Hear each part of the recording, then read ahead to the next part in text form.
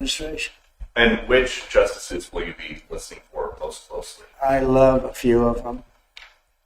I don't like some others. And you say what you want, but you have the ones that were appointed by Barack Hussein Obama and Biden. I don't care how good your case is. You can have the greatest case ever. They're going to rule against you. They always do. And it's not supposed to be that way.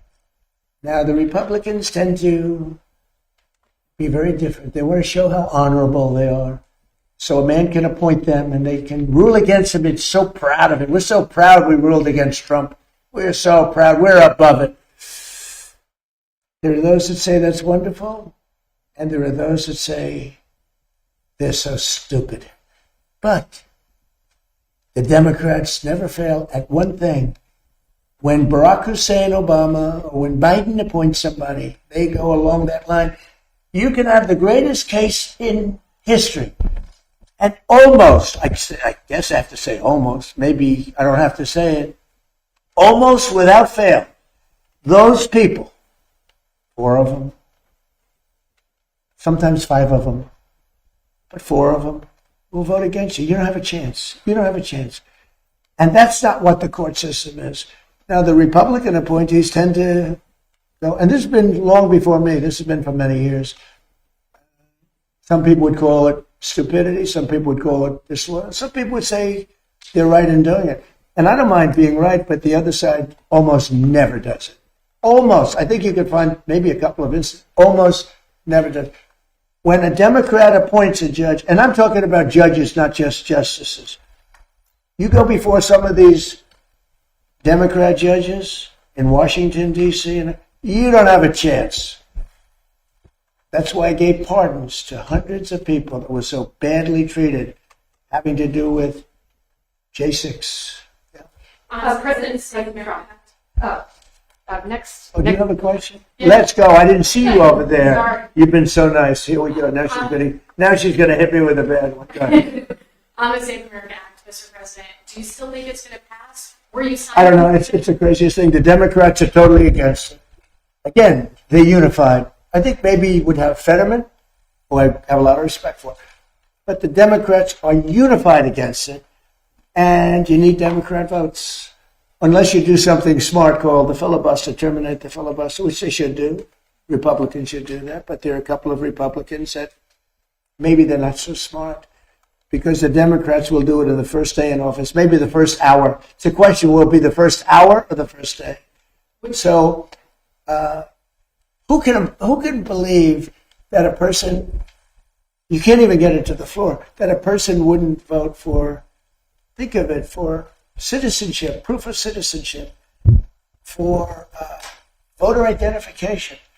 And we also added one. We added mail-in ballots. Mail-in ballots with exceptions for the military, for people that are sick, people that are traveling, the disabled. We have very generous exceptions. But who would believe that that would be possible not to get those things to vote for? And then we added, best of Trump, we added no men and women sports. Different subject, but we added that, and we said no transgender mutilization of our children. These are all 90, 95, maybe 98 in some cases, maybe 99 in terms of those first two. If you talk about the first two, I think at 98, 99% voter identification, right? Don't you think it's nice with picture? Wouldn't you think it's nice? When the Democrats had their convention, I remember it so well, you had to have identification to get into the arena, and they had a card that was bigger than most of their chests. And it had everything. It had their picture, and if you didn't have that card, they threw you away. In New York City recently, we had a big snowstorm. Mayor Mandemi called out for people to shovel snow. But you had to give identification with picture. If you didn't have, and it wasn't one identification, you had to have 2.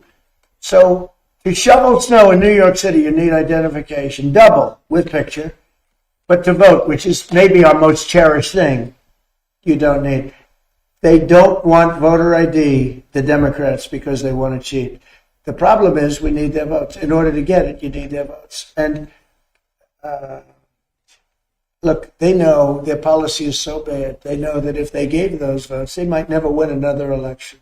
So they're fighting like hell. Would you not They're actually fighting for their survival because their policy, the Republicans have great policy, smart policy, strong borders, low interest rates, low taxes. We just gave you the largest tax cut in history.